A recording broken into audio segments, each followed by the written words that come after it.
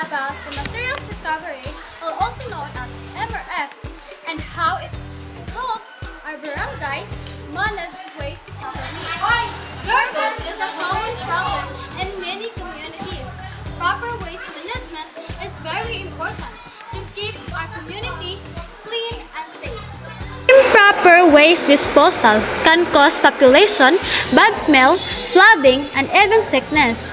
Because of this problem, communities need a better way to handle waste. According to this act, the barangay must have MRF. Te, pwede ko mo-interview lang ko nimo gamay te. So, te, iba ba ka og unsa ng MRF te? Wala. So, sapin ka na ko gamay te unsa ng MRF. So, ang MRF is kanang butanganan na siya sa mga basura nga pwede nimo ma-recyclable lang kanang basura, mapuslan o kanang uban-uban pa. So, kanang anong need magid nato nga naay MRF sa atong barangay te? Ano na to ng MRF. MRF sa barangay kay sa kayuhan man pud na to sa paglimpyo hapsaya ka to ang paligid kanang nindot tanaw na nga to ang barangay.